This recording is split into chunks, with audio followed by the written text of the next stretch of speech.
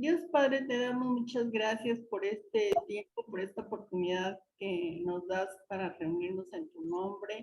Pues tú concentra nuestras mentes, que no divaguemos, que la enseñanza quede impresa en nuestro corazón, Dios, para que nos quede claro, que nosotros podamos aprender para compartir, para poder servirte y que otras personas te conozcan. Te lo pedimos en el nombre de tu amado Hijo Jesús. Amén.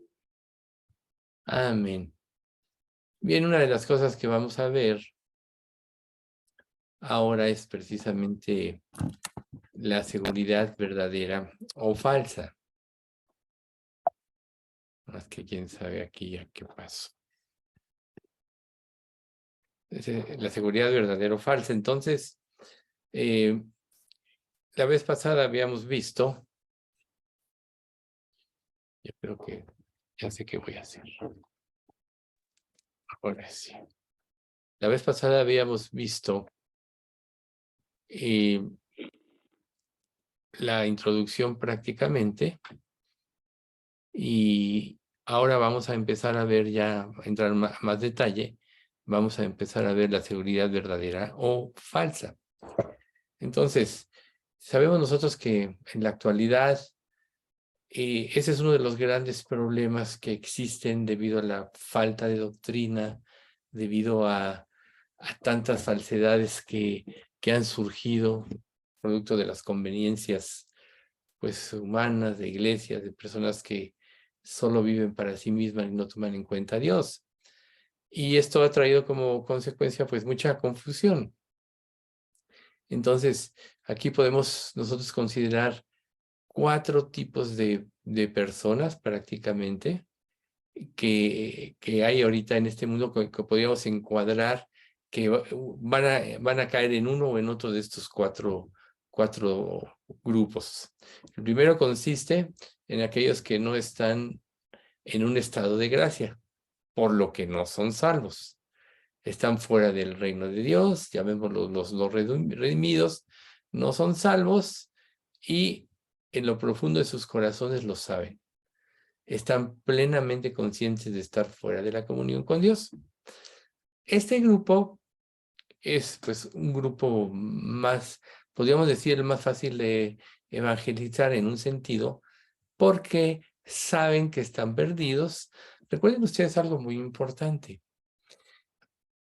Todo lo que las personas argumentan a su favor, hablando de si una persona es salva o no, no todo lo que externan es verdad. Lo que hay en lo profundo del corazón, lo que ellos saben, generalmente no lo externan. Pero este grupo pues seguramente han llevado una vida de pecado, no conocen la grandeza de la gracia, si la conocen, no entienden porque el Espíritu Santo todavía no les ha dado ese entendimiento, pero saben que no son salvos. De nuestra conciencia recuerden que nadie puede escapar. Y del que no es salvo, aunque se diga salvo muy en lo profundo, sabe que no lo es, pero en este primer grupo tienen esa seguridad y cometieron un gran pecado, han llevado una vida muy disipada y creen que están fuera del reino de Dios. Hay un segundo grupo que este tipo de personas están en un estado de gracia. Ya fueron redimidos, pero no tienen claro que lo son. Y entonces se encuentran en una situación quizá por falta de doctrina, porque no tienen la suficiente información, probablemente tuvieron algún momento de contrición, se arrepintieron, etcétera, pero ahí quedó su experiencia. Por ejemplo, en mi caso, cuando yo me convertí leyendo la Biblia, pues me arrepentí, etcétera. Pero yo seguí estudiando y poco a poco Dios me fue confirmando en un sentido mi salvación. Entonces, hay personas que tienen claro, o sea, en un sentido, llevan una vida, tuvieron una experiencia, pero no tienen esa claridad. Entonces, se encuentran fuera de la comunión con Cristo en un sentido, pues porque tienen la duda. Recuerden ustedes que la duda nos hace, en un sentido, tomar nuestra vida en nuestras manos, nos hace fuera de la gracia de Dios. Luego vemos el tercer grupo, que son los que están en un estado de gracia y sí creen que son salvos, que están redimidos y tienen esa seguridad y viven en esa comunión con Cristo, ¿sí? Estos tres grupos son fáciles de perfilar. ¿Por qué? Porque en un sentido no causan tantos problemas. El problema principal viene en el cuarto grupo, porque este cuarto grupo, en forma colectiva, confunden todas las bases de la doctrina, porque no son salvos y creen serlo.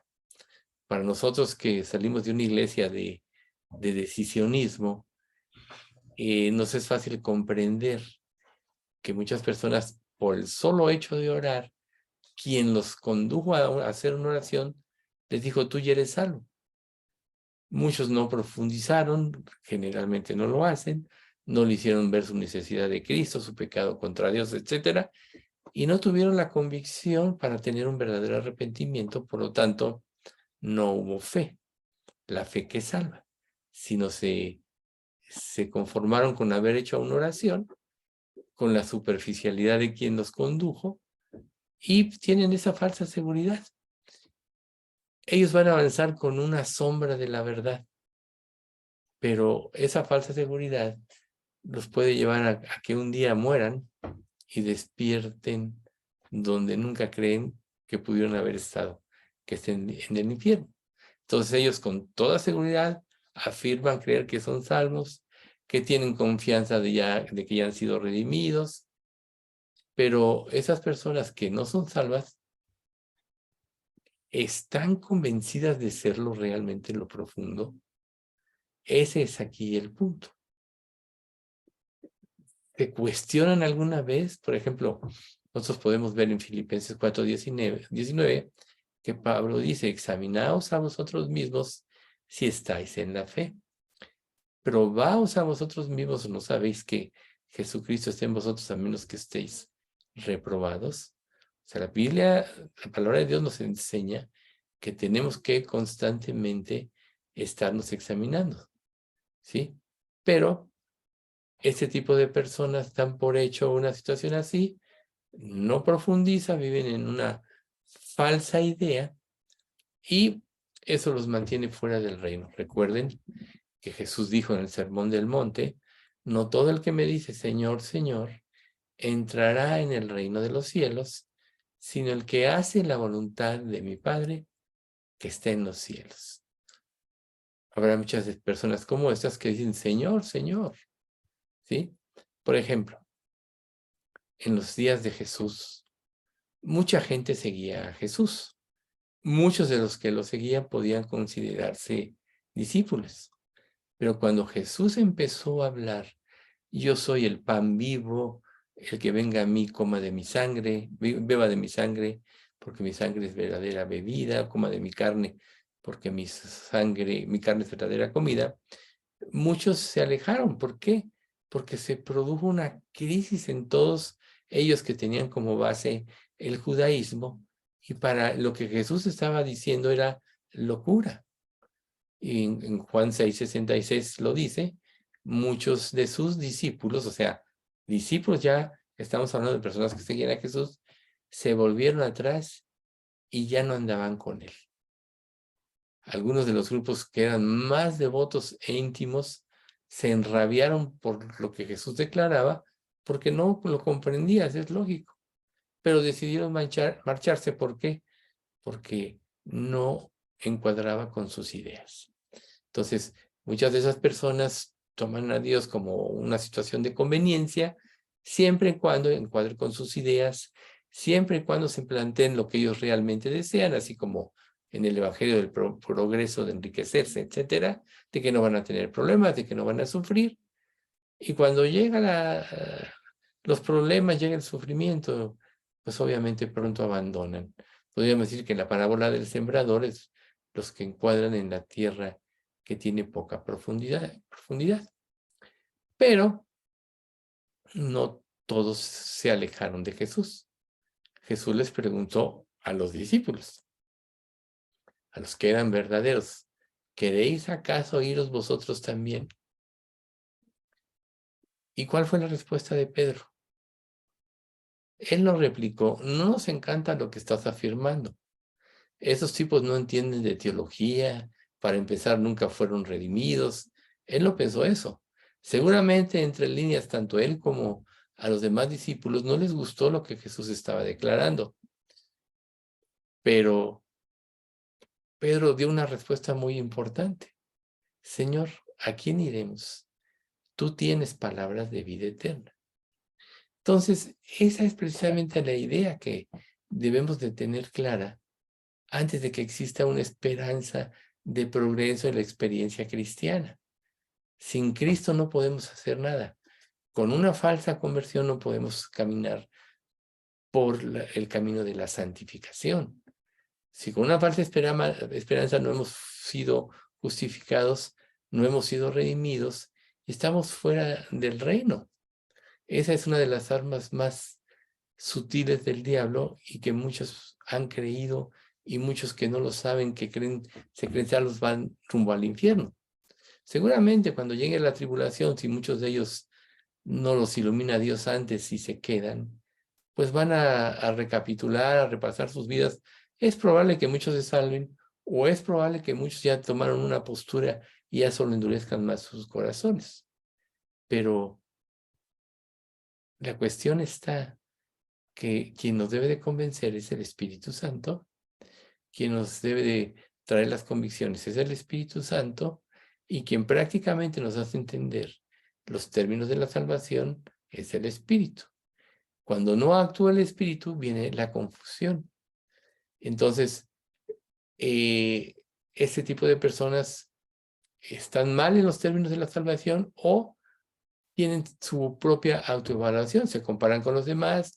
Yo no soy tan malo como fulanito, yo no he hecho tanto, yo soy más consagrado porque asisto a la iglesia, al culto religioso, cosas de este tipo, pero realmente no son salvas. Están confundidas y prácticamente se llenan de orgullo, ese es el problema, como para humillarse y decir, a ver, ¿cuál es la verdad? Por ejemplo, cuando nosotros tenemos nuestros tiempos devocionales, cuando nosotros leemos la Biblia, siempre debemos estarnos probando a través de lo que Dios nos enseña y la Biblia nos ve. Y es precisamente a través de estarnos probando la luz de la palabra donde podemos descubrir cosas de nosotros que están mal. O sea, si muchas veces ya siendo salvo una persona, hay cosas que no ve de su vida, la palabra de Dios le ayuda a verla y podemos estar en confusión, cuanto más una persona que no ha nacido de nuevo, que solo tiene un perfil superficial de lo que es el cristianismo, o equivocado totalmente. Entonces, pues, definitivamente tiene una comprensión errónea y lo mantiene fuera de la gracia de Dios. Cuando, por ejemplo, vino la Reforma, eso causó muchas polémicas, porque cuando Martín Lutero entendió que el precepto sobre el cual la iglesia estaba fundamentada, o sea, el que podríamos decir, el que está firme o está cae, este precepto trajo una revolución, porque había falsos conceptos. Entonces, ahí hubo muchos cuestionamientos en ese entonces, como este. ¿Cómo sé que soy salvo? Y a lo mejor nosotros tenemos que preguntarnos alguna vez este tipo de cuestionamientos, ¿no? Porque si una persona quiere progresar en su vida cristiana, quiere progresar en santidad, tiene que tener el Espíritu Santo morando en su corazón. Pero tristemente, la doctrina dominante en la actualidad no es la de la justificación por fe, ni la justificación por obras, ni la justificación mediante la fe más las obras. O sea, en la iglesia de hoy prevalece la idea, a la luz, por ejemplo, de Juan 3:16, que dice el que de tal manera amó Dios al mundo que, perdón, sí, que dio a su Hijo unigénito, para que todo aquel que en él cree no se pierda, mas tenga vida eterna. O sea, Dios amó al mundo y dio a su Hijo, ¿sí? Y creen que como Dios ya murió por los pecados de toda la humanidad, todos en el momento de la muerte meramente se van a ir al cielo, ¿sí? Que lo único que se tiene que hacer para entrar al cielo es morir. Y muchos pues despiertan en una realidad tenebrosa y que de la cual ya no hay remedio. Nosotros ya sabemos, por lo que hemos estudiado en la doctrina, que de Dios viene el llamamiento, ya hemos estudiado, lo estamos estudiando, que Dios nos cambia el corazón y la mente antes de poder arrepentirnos. Si viene el arrepentimiento, luego viene la fe y viene la salvación. Eso nosotros lo sabemos ya con claridad ahora. Pero en esta doctrina prevaleciente de la actualidad hay mucha confusión respecto a ello, porque muchos se quedan aquí y no ven lo que sigue en los siguientes pasajes. Por ejemplo, en el versículo 17, porque no envió Dios a su Hijo al mundo para condenar al mundo, sino para que el mundo sea salvo por él. Pero luego vamos al 18 que dice, el que en él cree no es condenado, pero el que no cree ya ha sido condenado porque no ha creído en el nombre del unigénito Hijo de Dios. Entonces ustedes se dan cuenta que no se puede aislar un versículo meramente como Juan 3:16, que podríamos decir que es el versículo más conocido en el mundo. En todos lados, en estadios se ponen cartelones con este versículo, los apuntan en sus camisetas y todo. Pero si la gente se queda aquí, pues en realidad está viviendo una falsedad, y es precisamente lo que se trata de evitar al estudiar eso que estamos estudiando nosotros, la seguridad de la salvación. Entonces, el que no cree ya ha sido condenado. Entonces, aquí es donde nosotros sabemos, a diferencia de los que muchos creen en Juan 3:16, que no todos se van a salvar. Como dice en el Sermón del Monte, no todo el que me dice Señor, Señor, entrará en el reino de los cielos, sino el que hace la voluntad de mi Padre que está en el cielo. ¿Y quién puede hacer esta voluntad de Dios?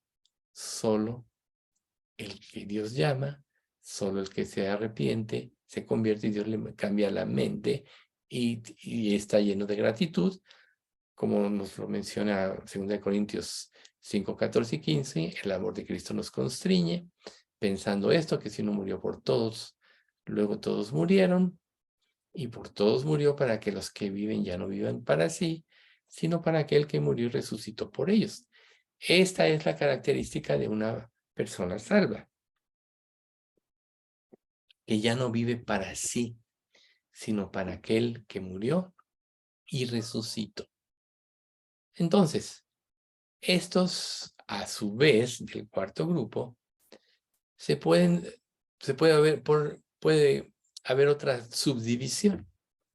En este primer grupo del cuarto grupo son los que creen ser plenamente obedientes a la ley de Dios. O sea, soy salvo porque he cumplido la ley. Entonces, a lo largo de la historia, la iglesia sigue todavía absorbiendo, siendo influenciada por la cultura de hoy, la cultura del perfeccionismo, ¿no? Pero en realidad sabemos nosotros que nadie se salva por ser bueno, que nadie se salva por llevar una vida buena. Por ejemplo, vemos al joven rico que se acerca a Jesús y le dice, Señor, ¿qué puedo hacer para obtener la vida eterna? Jesús le dijo, los mandamientos, ¿sabes? Dice, todo esto lo he cumplido desde mi juventud. Bueno, una cosa te falta.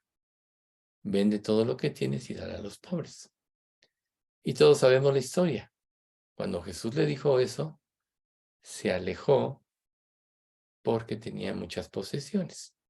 Entonces, ¿qué es lo que Jesús, cómo enfrentó Jesús a esta persona? Con esta respuesta le hizo ver cuál era su ídolo y que estaba violando el primer mandamiento de la ley de Dios. Amaba su posición social, amaba sus riquezas antes que a Dios. Entonces, cuando Dios lo enfrenta a su ídolo, en lugar de arrepentirse, se aleja, triste, ¿no? Entonces, muchas personas van así, caminando por la vida pensando que son buenas, o se comparan con otros que son mejores que otros.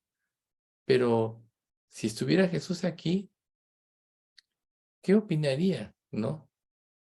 Pues lógicamente sería la falsedad, ¿no? Jesús quizás sacaría las cuerdas y azotaría a todos los que trabajan en esta doctrina. Entonces, bueno, todo esto para que nosotros entendamos que finalmente no hay otra forma de salvarse que por la gracia de Dios. Y esa gracia solo viene cuando Dios nos lo otorga, y que lo que impide que personas así se salven es que hay un ídolo, y muchas veces muy oculto, que ni ellos entienden, que se opone a cederle todos los derechos a Dios. Recuerden que en el Sermón del Monte, cuando dicen bienaventurados los pobres, los mansos, porque de ellos es el reino de los cielos, es todos los que le ceden sus derechos a Dios. Entonces, la idea de nuestro Señor nunca fue enseñar que era obligatorio que todos los creyentes cumplieran la ley, sino que por gracia Él los iba a salvar, y después por amor ellos iban a cumplir y estarían dispuestos, como sucedió en la iglesia del primer siglo y aún pasa en la actualidad, a perder todos sus bienes por causa de seguir el camino. Muchos se quedaron sin nada. Entonces, aquí Jesús está afirmando que una persona debe de empezar por cumplir el primer mandamiento: no tendrá dioses ajenos delante de él.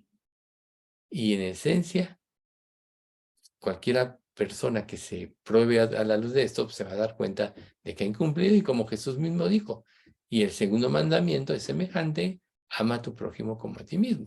Muchas personas así tienen sus resentimientos, tienen odio, tienen extremada competencia aún dentro de su supuesto cristianismo, pero prácticamente para ir a Dios uno tiene que deshacerse de el ídolo.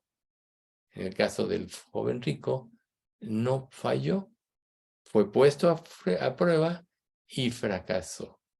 Entonces, Jesús exige la santidad, pero la santidad es producida por la salvación y por el temor de Dios. Entonces, si Dios es santo y reclama santidad de sus criaturas, nadie puede aspirar a llegar por sí misma, o por sus obras, o por su doctrina, o por su religión, a Dios. Se requiere que haya un cambio.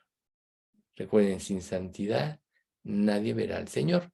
Pero este tipo de personas se autoengañan con conceptos diferentes y minimizan lo que realmente Dios quiere, ¿sí? Podríamos decir que en este tipo de doctrina es un embuste rebajar los estándares de Dios, y cuando la persona no entiende la gracia de Dios, es justamente lo que hace. Si son inalcanzables los estándares de Dios y yo no me quiero someter por alguna causa, entonces bajo los estándares de Dios, los acoplo a mi manera de ser, y entonces yo me creo justo. Pero esta es una irrealidad. Y vamos al segundo grupo. Estos son los que reconocen que no son perfectos, que saben que son pecadores, que dan por sentado que la membresía de la iglesia es su boleto al cielo, pero en realidad, digo, pertenecer a la iglesia, que es el cuerpo de Cristo, es una evidencia de la salvación. No la iglesia es lo que puede salvar. Yo recuerdo cuando nosotros empezamos a buscar una iglesia de sana doctrina y teníamos como parámetro las escrituras, llegábamos a alguna de estas iglesias y decían, hermano, pásale. Sí, y todo el mundo te llamaba hermano tan solo por llegar ahí, pero nadie se preocupaba por decir, realmente eres salvo, realmente te arrepentiste, cuál es tu condición. No, el hecho de entrar en la iglesia, todo el mundo te empezaba a llamar hermano y tú ya te sentías salvo. Ese es un error que se comete mucho en la actualidad. Y hay decenas de personas que están congregados en iglesias que están en este caos. Entonces nosotros debemos de preguntarnos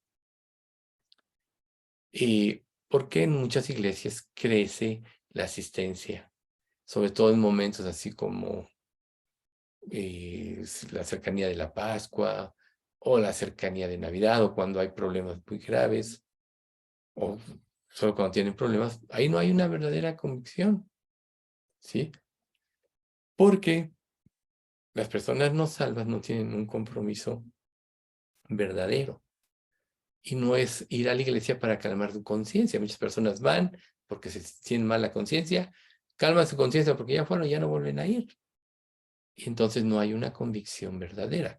Podríamos decir que esas personas son religiosas, tienen falsos conceptos, falsos motivos, y por tanto tampoco pueden ser salvas. Entonces, no se preocupan por profundizar, no se preocupan por humillarse delante de Dios. Entonces, creen teóricamente que son creyentes, pero tampoco en un sentido por gratitud están dispuestos a corresponder al amor de Cristo, etcétera. ¿Por qué? Porque no lo han entendido, porque no han crecido espiritualmente. Entonces, este tipo de personas no son tampoco en realidad creyentes verdaderos y sus posibilidades de salvarse en esta postura son casi imposible porque ya tienen una estructura en su mente que naturalmente rechazan la gracia de Dios. Por ejemplo, un dicho de un hombre de Dios famoso, el San Agustín, decía, quienes no tienen la iglesia como madre, no tienen a Dios como padre.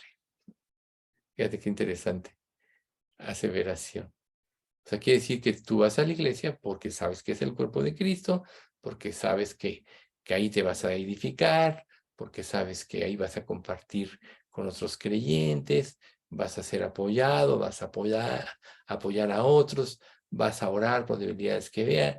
Esa es la razón del verdadero cristianismo. Pero personas así solo van con motivos equivocados. Van para ver si toman un buen negocio o para ver si sacan algún provecho de alguna amistad, para ver si encuentran un trabajo, una recomendación. O sea, todos motivos equivocados. Y entonces aquí nosotros podemos hacer la pregunta en este tipo de postura. ¿Cómo podría sobrevivir un cristianismo así? Pues realmente no. El verdadero cristianismo, nosotros lo sabemos, es cuando todos caminamos bajo un mismo precepto, con una mente, con un mismo corazón, y tenemos un compromiso con Dios y con el cuerpo de Cristo. Recuerden, como ya estudiamos en los dones, el cuerpo tiene muchos miembros y no se puede aislar un miembro del cuerpo, ya que queda incompleto. Y entonces, la unión del cristianismo en la iglesia, el verdadero cristianismo, es que todos funcionemos como un complemento para salir adelante como iglesia. Entonces, una persona que sabe esto, entonces siente esa necesidad de ir y compartir con los demás, cuando menos escuchar la verdad, la palabra de Dios, etc. Esa es la verdadera iglesia. Entonces, la participación de la iglesia, es decir, voy a trabajar para Cristo, voy a ver cómo coopero, es una evidencia de lo que es la verdadera salvación, la salvación. Pero para los que tienen conceptos equivocados, piensan que el hecho de asistir ya, y bueno, sin discernir el cuerpo y la sangre de Cristo, piensan que ir a la iglesia ya son salvos, no disciernen que no murió la iglesia por ellos, etc. Es importante aclarar todo esto, aunque muchos de estos conceptos los podemos tener, pero para poder ubicar quiénes pueden ir con falsos motivos y en un sentido poder ayudarlos. ¿Por qué? Porque para eso nos puso Dios, ¿sí? Entonces, o sea, en un sentido, como el linaje escogido, como real sacerdocio, como nación santa, nosotros podemos actuar para ayudar a las personas a que se edifique el cuerpo de Cristo, ¿sí? Entonces, en un sentido es imperativo que nosotros tengamos ese compromiso como creyentes de asistir a las iglesias para servir a Cristo, para ser edificados y para poder edificar a otros. Entonces, también es para que aprendamos a discernir diferentes formas de crecer espiritualmente. Recuerden, la misma escritura dice que todo escribe en el reino de los cielos, saca de su tesoro cosas viejas y cosas nuevas. O sea, también uno aprende cuando tiene el sentido correcto y es salvo y va a la iglesia, aprende nuevas formas o nuevas revelaciones de la escritura y en muchas de ellas nosotros estábamos cerrados. O sea, es como que digas, no lo había entendido de esta manera, no había visto este punto. Eso es muy común. Entonces, en un sentido, cuando nosotros vamos, estamos participando de la edificación de la iglesia, ¿sí? Y eso nos da seguridad. Sin embargo, quien tiene motivos nunca puede tener un sentido verdadero de seguridad. Y recuerden que la inseguridad te lleva a tomar tu vida en tus manos, te lleva a pecar, te lleva a rebelarte ante Dios, te lleva a pensar que realmente el cristianismo no sirve, etcétera, que es lo que el diablo en un sentido espera, ¿sí? Entonces, aquí prácticamente vimos, hasta aquí hemos visto muchas en las cosas sobre las cuales nosotros no debemos de confiar en nuestra salvación.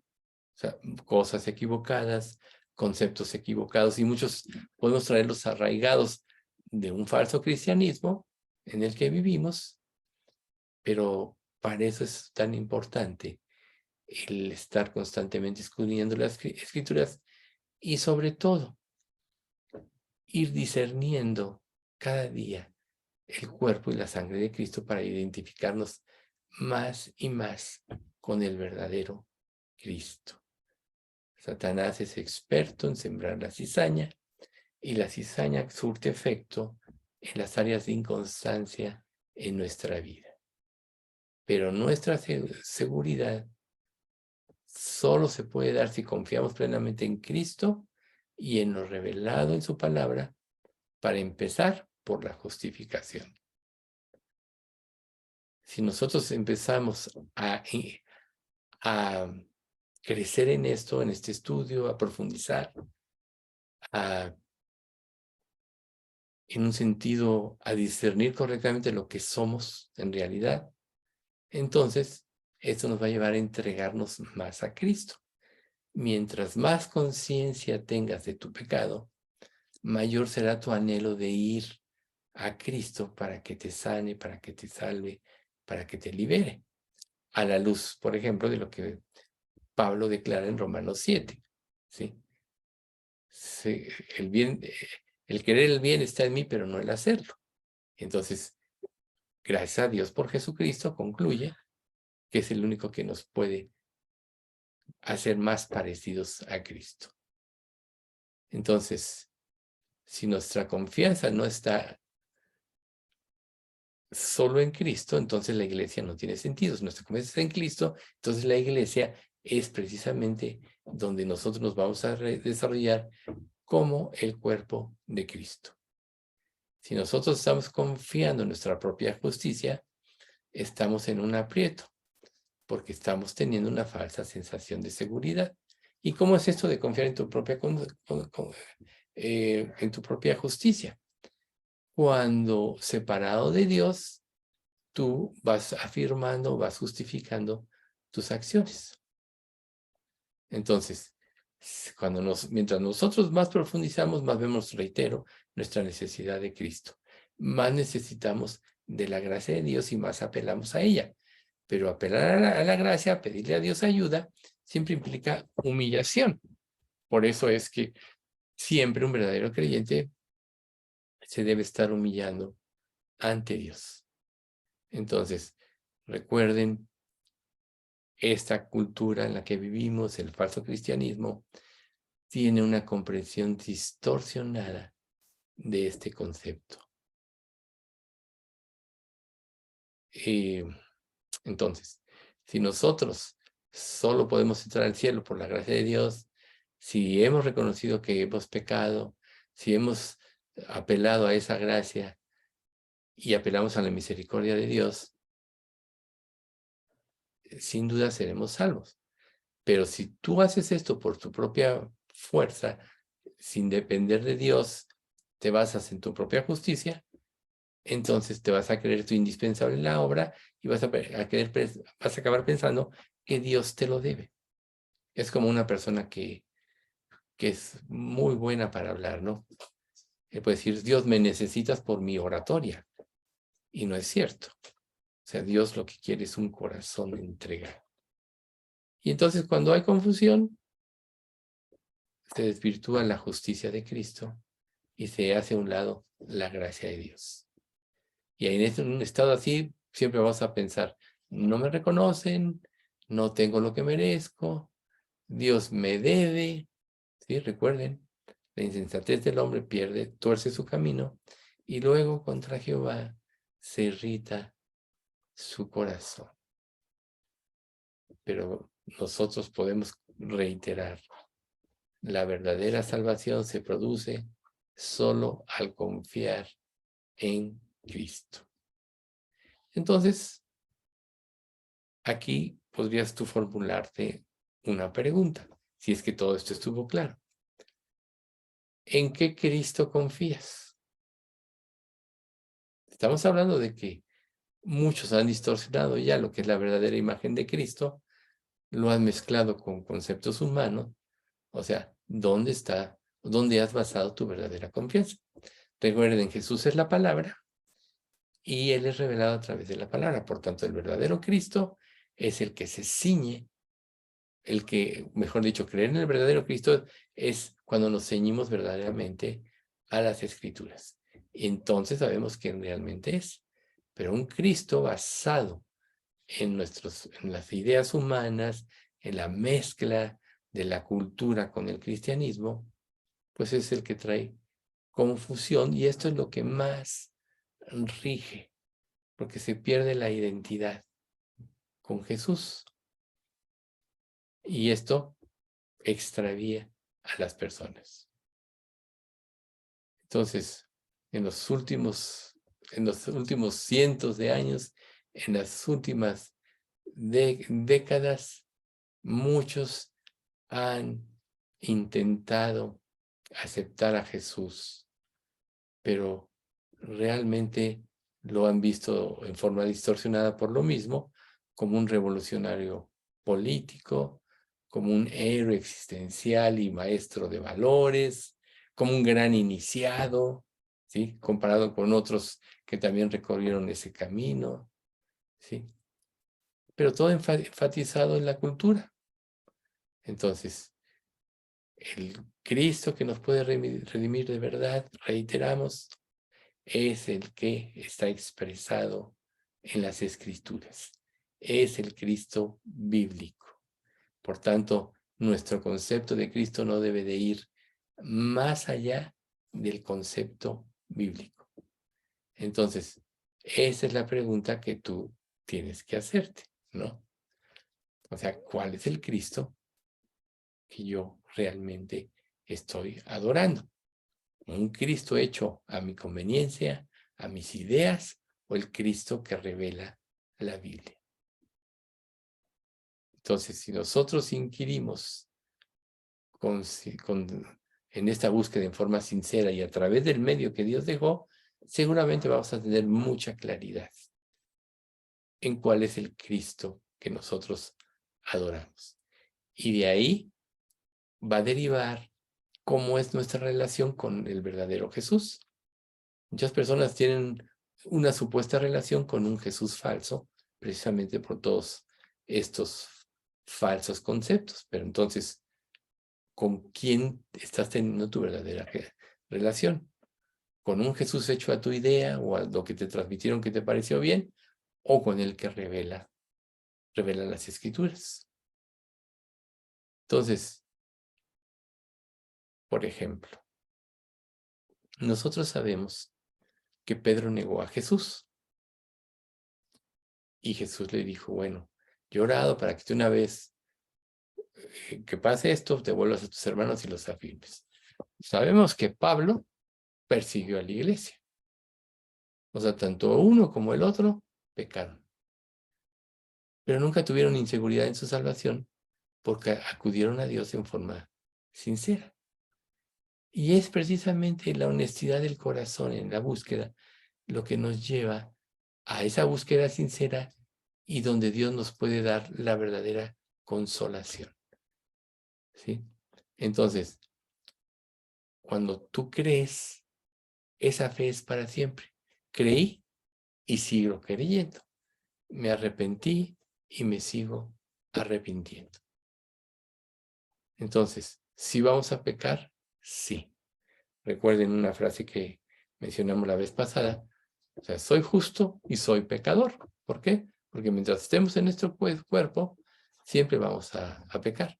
Pero mientras más grave veamos nuestro pecado, más vamos a amar a Cristo y más vamos a tener gratitud por la redención.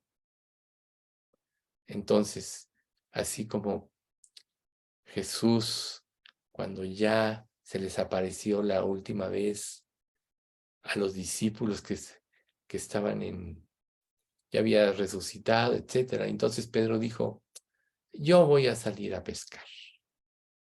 Y todos dijeron, pues vamos a pescar. Si analizamos un poquito en forma profunda este concepto, nos vamos a dar cuenta que Pedro prácticamente estaba volviendo a su actividad cotidiana. O sea, Jesús murió, Jesús ya se fue, Jesús ya no está. Recuerden que Jesús les dio una instrucción a sus discípulos. No se vayan de aquí hasta que yo me revele a ustedes, hasta que yo venga. Y ninguno de los discípulos cumplió porque se fueron a pescar. Pero ¿qué hizo Jesús? Estuvieron toda la noche tratando de pescar y no pudieron nada. Pero de repente una persona les dice, echen la red a la derecha y van a sacar muchos peces. Y ellos pues obedecen, eran expertos en el pescado, toda su vida habían sido pescadores, sabían la hora donde se acumulaban los peces y todo, pero no habían pescado nada. Pero les dice, y entonces Pedro diciéndoles, es el Señor Jesús, se ciñe sus ropas y nada, ¿no? Y bueno, todos ya se dan cuenta que llegan, sacan muchos peces, la red no se rompe, pero pasa algo muy importante, que Jesús le dijo a Pedro, ¿me amas más que estos? 3 veces le dice, apacienta mis ovejas, pastorea mis corderos, etc. Y si Dios te preguntara ahora, o mejor dicho, si tú te cuestionaras en este momento, ¿le amo de verdad? ¿Deseo el triunfo de Cristo en mi vida? ¿Espero la venida del Señor con gozo? Como ves, a una persona que no ha sido renacida, le será imposible tener cualquier afecto religioso auténtico hacia Jesús. La persona natural, recordemos, está enemistada en contra de Dios, aunque diga profesar una religión cristiana. Romanos 8:7 dice, por cuanto los designios de la carne son enemistad contra Dios, porque no se sujetan a la ley de Dios, ni tampoco pueden. Y luego 2 Corintios 2:14 que dice, pero el hombre natural no percibe las cosas que son del Espíritu de Dios, porque para él son locura, y no las puede entender porque se han de discernir espiritualmente. Por lo cual nosotros podríamos concluir que cualquier manera de profesar un cristianismo que no es el bíblico, en un sentido, los lleva a adorar si es que dicen, porque muchos dicen, yo amo a Jesús, los está llevando a adorar a un falso Jesús, a un Jesús, por decirlo de alguna manera, de plástico, uno que no existe. También están aquellos que afirman, sí, amo a Dios. Y a continuación le definen como amor y misericordia sin exigencia alguna. ¿Qué quiere decir esto? Que realmente no aprecian o no pueden apreciar porque no entienden el sacrificio de Cristo. Si Dios es amor, pueden decir muchos. Yo amo a Jesús, pueden decir. Pueden estar en problemas como decir, Dios sálvame, Dios libérame, Dios líbrame de esta y te voy a seguir. Pero cuando Dios se revela y lo rechazan por vivir en sus propios conceptos, cuando vienen las pruebas, no pueden creer en Él. Entonces, cuando somos enfrentados a Dios, y por eso muchos no acuden al verdadero cristianismo, es porque el momento de que Él manifiesta su perfección y su poder, nosotros no podemos soportarlo y entonces nos apartamos. Yo recuerdo una vez que estábamos testificando, creo que esta anécdota ya se las comenté, cuando empezamos a hablar de Cristo, dijo esta persona, es que tengo ganas de salir corriendo de aquí, porque no todo el mundo soporta la sabiduría de Dios. Pero ¿cuál es nuestra actitud cuando vamos a la palabra, somos enfrentados? ¿Vienes con gozo para que Dios te hable, te muestre en que estás mal y cambies tu vida? ¿O vienes con miedo, no vaya a ser que hablen mal de ti y a mejor ni vienes, ¿verdad? Pero aquí el punto es que quien ama a Dios verdaderamente va a tener que ser purificado y limpiado, y eso a veces no es agradable. Recuerden que Jesús decía, todo pámpano que en mí lleva fruto, lo limpiaré para que lleve más fruto. Entonces, ir a la presencia de Dios significa que vas a tener que ser purificado y limpiado. Empiezas con la salvación y después empieza ese proceso de limpieza. Por eso dice en Hebreos 12, Dios al que ama disciplina y azota a todo el que recibe por hijo. Si soportáis la disciplina, Dios os trata como a hijos. Entonces aquí el punto es, reconoces que Él es absolutamente digno de tu amor. Quien entiende la salvación, claro, Él lo dio todo por mí, yo lo voy a dar todo por Él. ¿Estás dando tú todo por Él? ¿Tienes el deseo de amarle más y más cada día? ¿De obedecer más y más? ¿Vas cerrando tu vida al servicio a Él y solo a Él? Recuerden, entrad por la puerta estrecha, porque ancha es la puerta y espacioso el camino que lleva a la perdición. Pero estrecha es la puerta y angosto el camino que lleva a la vida. Entonces, tú no puedes sentir el deseo de la entrega de la comunión con Dios a menos que el amor de Dios ya esté en ti, a menos que hayas sido vivificado por el Espíritu Santo, nacido de nuevo redimido por Dios. Por tanto, quien vive en una falsa religión, cualquiera que sea su caso, jamás podrá experimentar la verdadera sanación, la verdadera salud espiritual, ni podrá vivir en los verdaderos conceptos que Dios nos da. Y quizás como no le puede dar la gloria a Dios, quizás se concentre en sus propios logros, de acuerdo a su propia medida, ¿sí? Pablo decía que si nosotros nos medimos a nosotros mismos por nosotros mismos, nuestro juicio no es correcto. Por tanto, ¿contra quién te tienes que medir? Contra Cristo, y siempre vas a salir reprobado y siempre vas a salir pecador. Recuerden que solo en Cristo nuestra fe se va a perfeccionar. Como dice Hebreos 12:2, Él es el autor y perfeccionador de nuestra fe. Seguramente Satanás insistirá para traer inseguridad a quien ya está en Cristo, tratará de robarnos la paz, que tomemos nuestra vida en nuestras manos, pero el verdadero creyente siempre regresa a Cristo, como Pedro le dijo a Jesús, cuando Jesús les dijo, ¿ustedes también se quieren ir? Recuerden que Pedro le dijo, Señor, ¿a quién iremos? Tú tienes palabras de vida.